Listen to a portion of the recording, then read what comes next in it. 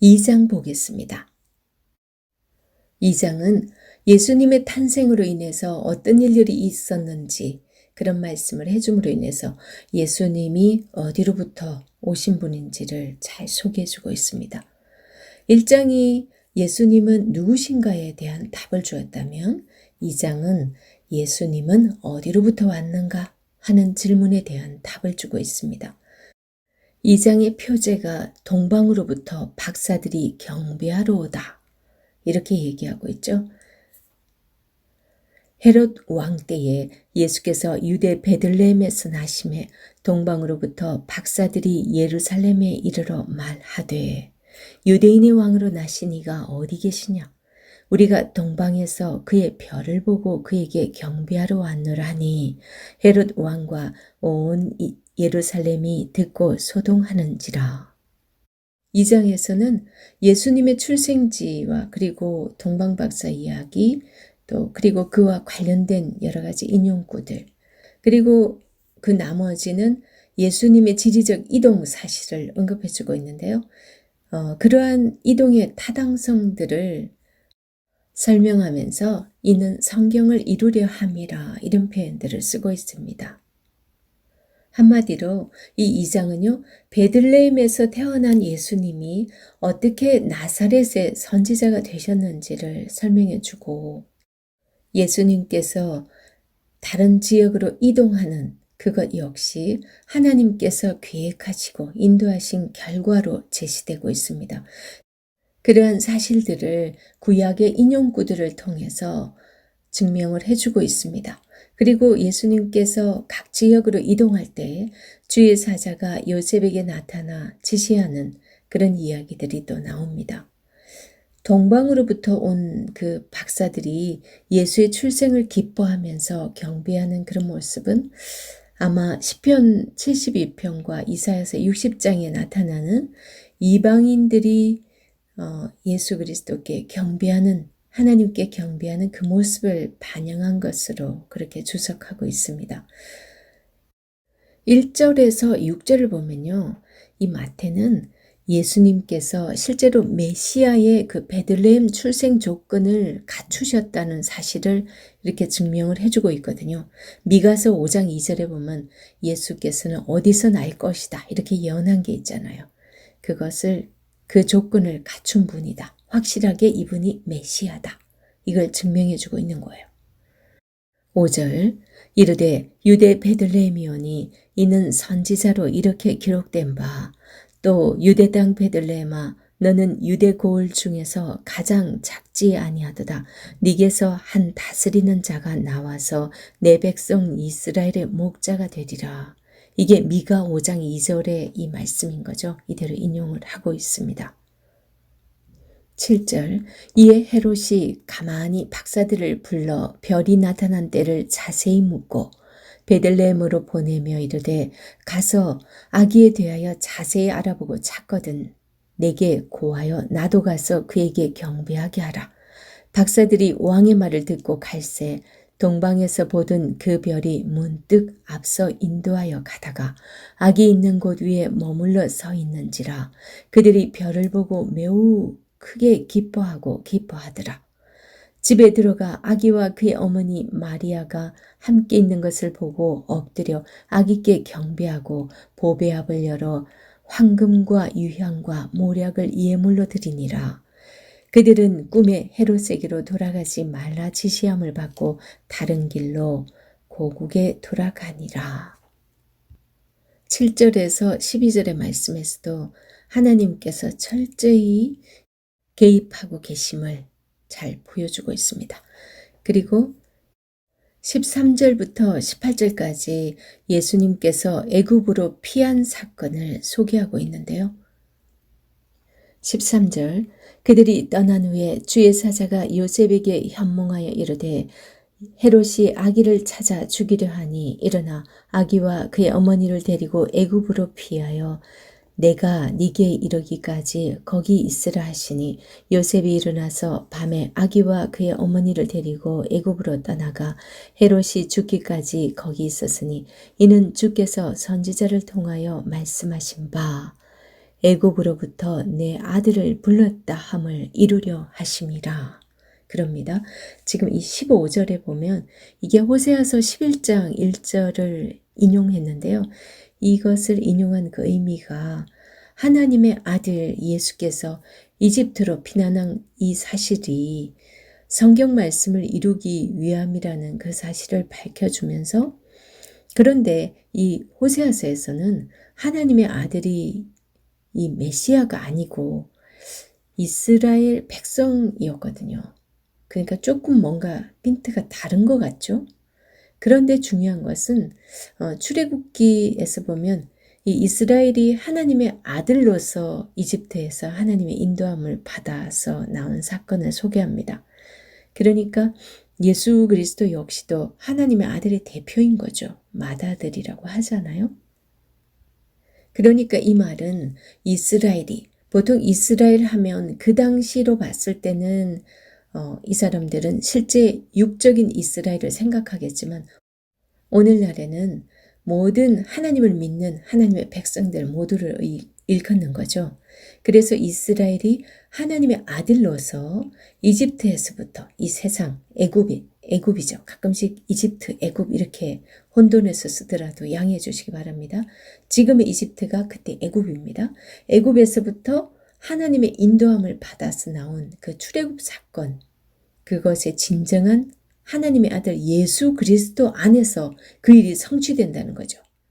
이 말은 오늘 우리를 생각해 본 말을, 우리가 이 땅에서 세상 가운데 하나님을 알지 못할 때 그렇게 죄 가운데 살아가고 있었지만 우리 그 죄를 대속해 주신 그 예수 그리스도를 믿음으로 인해서 우리는 완전 세상에서의 탈출, 그 죄악 가운데서 탈출하는 그런 삶을 살게 되는 것과, 지금 이스라엘 백성들이 출애굽하는 그 모형을 우리가 이 땅에서 죄의 종으로 살아가다가 예수 그리스도를 만나서 의의 종으로서 이렇게 탈출받는 그것과 지금 유비를 일으키는 그 모형적 사건으로 지금 소개하고 있다는 거예요. 그래서 예수님이 애굽으로 피신한 것은 이스라엘의 출애굽 모형을 성취하기 위해서 하나님이 일부러 계획하신 거라는 거죠. 그때 상황은 예수님 죽일 것 같으니까 이 천사를 보내가지고 빨리 애굽으로 피신해라. 내가 오라고 할 때까지 거기 있어.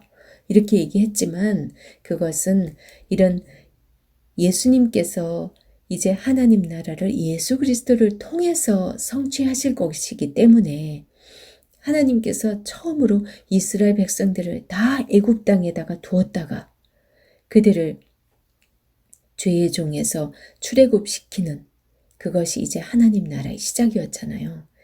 그것처럼 하나님 나라의 새 역사가 시작되는 이 시점에서 예수 그리스도가 그것을 시작하니까 똑같이 지금 이런 모형을 가지고 말씀하고 있다는 거예요. 그리고 이 2장 16절에서 소개되고 있는 이에 헤롯이 박사들에게 속은 줄 알고 심히 노하여 사람을 보내어 베들레헴과 그 모든 지경 안에 있는 사내 아이를 박사들에게 자세히 알아본 그때를 기준하여 2살부터 그 아래로 다 죽이니. 그렇잖아요. 지금 여기 16절에서 2살 아래 아이를 다 죽였다라는 이 표현을 쓰고 있죠. 그럼 잘 생각해 보세요. 출애굽 때 모세가 태어났을 때 그때 이 바로가 어떻게 했어요? 2살 이하의 사내 아이들 다 죽이라고 그랬죠. 그것과 너무 똑같아요. 그때 이스라엘을 인도했던 그 모세와 지금 예수 그리스도께서 구원하실 모든 영적 이스라엘, 그들을 인도할 예수님, 똑같은 경험을 하게 되는 거예요. 그래서 출애굽 역사의 그 핵심은 세상 권세로부터 이스라엘 백성의 해방이었어요. 그래서 예수님의 탄생은 온 인류를 죄와 사망의 권세로부터 구원하는 거잖아요. 예수님은 우리를 제2의 출애굽으로 이끄신 분인 거죠. 출애굽한 이 이스라엘 백성들은 광야에서 40년을 보냅니다. 그런데 예수님께서도 광야에서 40일의 시험을 이겨내시죠. 너무나 이 유비가 비슷하게 일어나지 않아요? 그런데 예수님께서 그 이겨내신 방법이 뭐였어요? 하나님의 말씀이었어요. 예수님께서 시험받는 그 이야기는 4장에서 다시 보도록 하겠습니다. 그리고 이제 2장 17절에서 18절 보겠습니다. 이에 선지자 예레미야를 통하여 말씀하신 바 라마에서 슬퍼하며 크게 통곡하는 소리가 들리니 라헬이 그 자식을 위하여 애곡하는 것이라. 그가 자식이 없으므로 위로받기를 거절하였도다 함이 이루어졌느니라. 그럽니다. 이건 예레미야서 31장 15절에 말씀을 인용한 것인데요. 왜 이런 말씀을 인용하고 있는지 정말 전 항상 이 말씀을 읽을 때 제대로 제가 연구해 보지 않았을 때 굉장히 궁금했어요. 다들 그러셨을 것 같아요. 여기서 라마라는 이 지역에 우리는 조금 신경 쓸 필요가 있습니다. 라마는요, 전통적으로 이 라헬의 무덤이 있던 곳입니다. 그리고 이 라마는 주전 586년 남유다가 멸망하는 해죠. 그때 이스라엘의 그 포로들이 바벨론으로 끌려가기 위해서 모였던 장소이기도 합니다. 그러니까 라헬의 통곡 소리는 그 라헬의 자손이 포로로 끌려가서 더 이상 이제 그녀 곁에 없기 때문에 슬퍼하는 그런 소리였을 거라고 생각합니다. 그게 이제 예레미야 우리 40장을 보면 알 수 있어요. 또한 이 라마는 주전 586년에 이스라엘의 포로들이 바벨론으로 끌려가기 위해서 모인 곳이니까 지금 여기서 베들레헴과 뭔가 연관성이 있기 때문에 라마를 언급하고 있을 텐데요.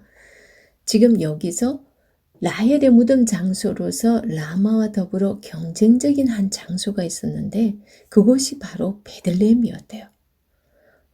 라마에서의 그 라헬의 통곡 소리가 베들레헴에서 어머니들의 통곡 소리에 그 연관이 있다는 거예요.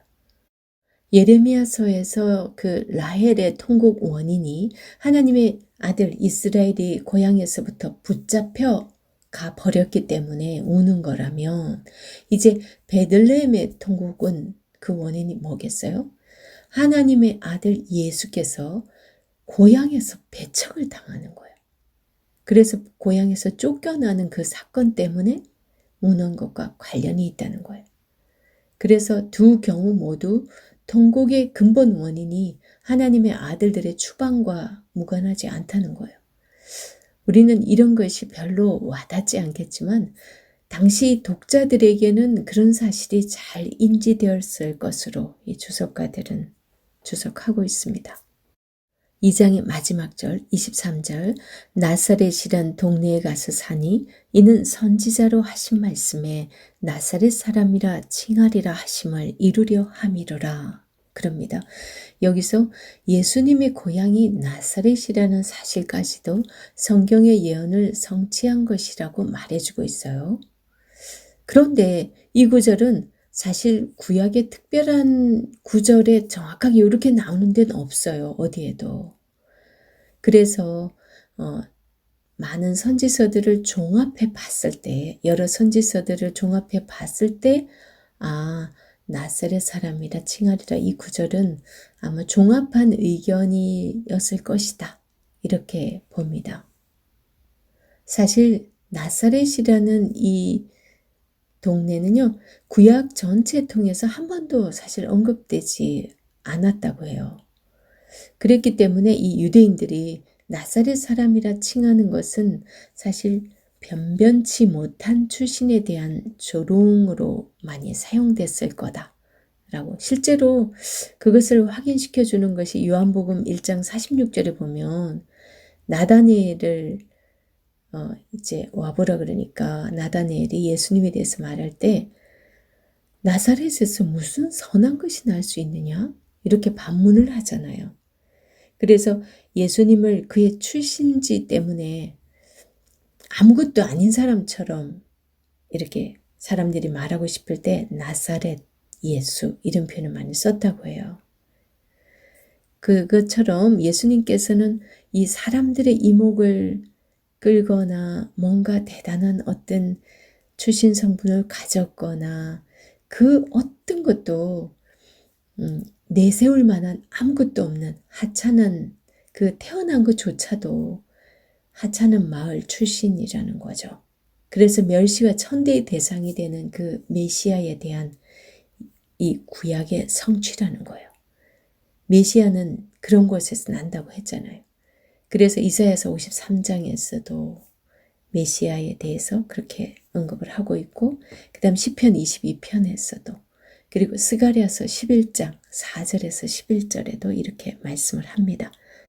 가장 대표적인 구절 이사야서 53장 보겠습니다.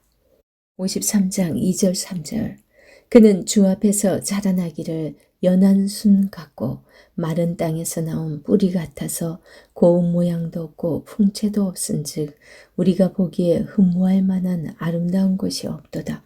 그는 멸시를 받아 사람들에게 버림받았으며 강고를 많이 겪었으며 질고를 아는 자라 마치 사람들이 그에게서 얼굴을 가리는 것 같이 멸시를 당하였고 우리도 그를 귀히 여기지 아니하였도다. 이렇듯 이 장은 예수님의 그 베들레헴 출생이 성경의 메시아 출생 요건을 성취한 것뿐 아니라 나아가서는 그의 고향이 나사렛이라는 그 사실까지도 성경의 예언들을 통합적으로 성취한 것이라고 지금 마태는 얘기하고 있는 거예요. 예수님의 어린 시절의 그 지리적 이동, 그 애국으로 간 거, 그 이 성경의 예언들을 성취하기 위한 하나님의 계획된 일이었다는 거죠. 그런 가운데 다양한 지리적 요소들, 동방이나 애국 이런 걸 언급을 하고 있잖아요. 그 뭐 하나님께서 어디로 보내면은 다 보내고 아무리 먼 곳에 있는 사람이라도 경배하게 할 수 있는 분은 하나님이라는 사실을 이렇게 전 세계적인 하나의 이스라엘이라는 한 나라만 지금 국한된 게 아니라 이 세계를 왔다 갔다 하는 그런 모습들을 보여주면서 예수님께서 이스라엘뿐 아니라 온 세계를 위한 메시아이신 것을 시사해 주고 있습니다.